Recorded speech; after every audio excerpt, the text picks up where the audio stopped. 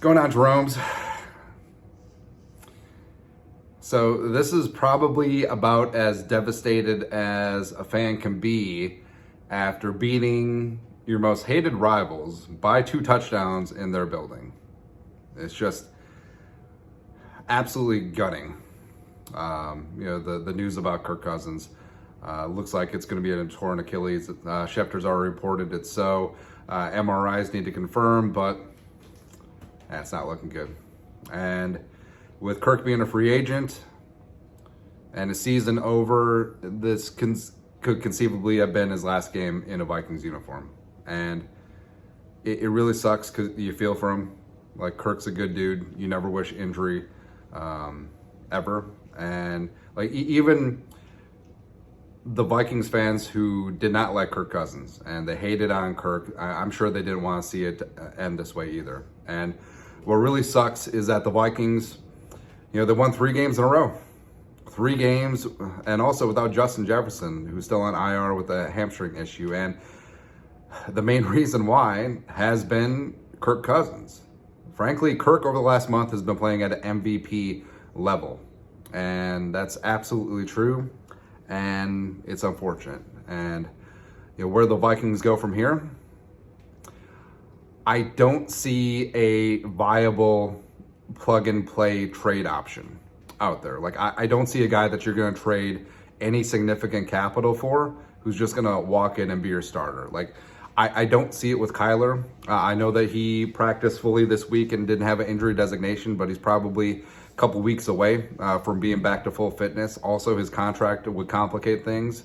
Also, I don't know if the Vikings would see him as the quarterback of the future. Like, what if he gets in the building and Kevin O'Connell and Kwesi decide that he's not it? Are you going to turn around and trade him again? Probably not. I think that they got to give Jaren Hall a shot. And don't judge Jaren Hall based off what you saw at the end of the Packers game, because Kevin O'Connell didn't really do him any favors, and he came in cold, little to no practice reps. Vikings probably should have just ran the ball. But also, Hall, frankly, did some good things. The movement on that first completion to KJ was nice. The 3rd down conversion to Hockenson was great.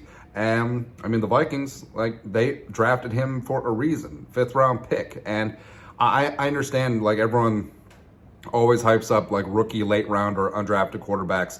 And they're always going to compare him to Brock Purdy. Purdy came into a pretty decent situation with the Niners. But Jaren Hall's walking into a pretty good situation too, especially when he gets Justin Jefferson back in a couple of weeks. JJ's eligible to return after the Falcons game. We'll see if he does with that hamstring issue. But the Vikings have a great offensive line now. They have the best tackle duo in the league. Hopefully the Vikings are going to be able to start running the ball. I think Jaren Hall's mobility will help out with that. His mobility is a plus. The kid throws an accurate ball, and as well as he has a great deep arm as well. And he can make throws at all 3 levels. He can throw outside the numbers.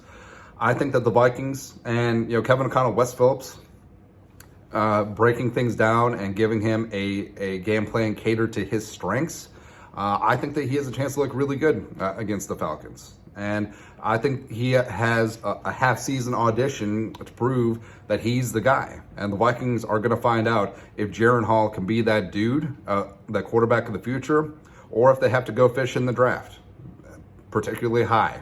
Or they could also still do both. It's possible, man. And I don't want to roll with Nick Mullins. I don't care. He's on IR for another week. He's got that back issue. You know who Nick Mullins is, right? And I don't know, absent making a run at Tom Brady, I don't think that there's a better option out there aside from Jaren Hall. And I do think that the Vikings can play good football with Jaren Hall. The defense of Flores is really coming up. The defense has been instrumental. Fantastic. They've been getting big-time stops. They're limiting big plays. The defensive backs are gaining a lot of confidence. They have the best safety trio in the league. Danielle Hunter is still an alpha edge rusher. Pay Danielle, by the way. And, the defense will be fine. Offensive line is solid. They got weapons. And Jaren Hall, all he has to do is distribute. He's walking into, frankly, about as good of a situation as Brock Purdy did last year with the Niners. Yes, the Niners had a more dominant running game, but whatever in that spot. But you feel terrible for Kirk Cousins. And, Kirk was a big reason why the Vikings got off the mat, and all the mistakes that they made, self-inflicted wounds, start at 0-3, 1-4. Kirk was a major reason for that 3-game winning streak, even without Justin Jefferson. But now it's a big-time test for Kevin O'Connell. He had passed the last couple of weeks having great offensive game plans without Justin Jefferson. But now, without Kirk Cousins, who's playing at a high level, now he and Phillips have to show that they can get it done with a rookie quarterback. And we'll see. But not ready to give up on the season. I think the Vikings still have a chance to play really good, inspired football. And it's like the 99 Rams. I mean, when Trent Green went down, everyone thought that their season was over, but some jabroni, former Hy-Vee night stalker named Kurt Warner.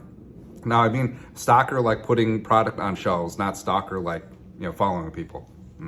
But Kurt Warner turned out pretty okay. So why can't Jaren Hall be 30 cents on the dollar of Kurt Warner? Why can't Jaren Hall be a version of Brock Purdy? Why can't he? Yeah? And if he isn't, then we know. He's Schrodinger's QB right now. You don't know unless you open the box. What's in the box? So I know that it's tough to be positive right now. And you definitely should take some time to grieve. And you feel horrible. You feel horrible for Kirk Cousins in this spot. And you feel bad for the Vikings, who were just getting their mojo going. It's always something with this team, man. But, one of my favorite other teams is Liverpool Football Club. And their motto, their theme song is the song, "You'll Never Walk Alone. And when you walk through the storm, hold your head up high." And it's a great anthem because sometimes sports is bigger than sports. And, this community, the Jeromes, sure, maybe we're overly positive sometimes, but that's what sports should be. And I think that building up this great community, this great infrastructure of like-minded folks who just want to see the Vikings do well, I think that it's a great resource to lean on during this time. And we'll get through this, and we'll get through it together. Hold your head up high. Anyways, that's it. Skull, no production value.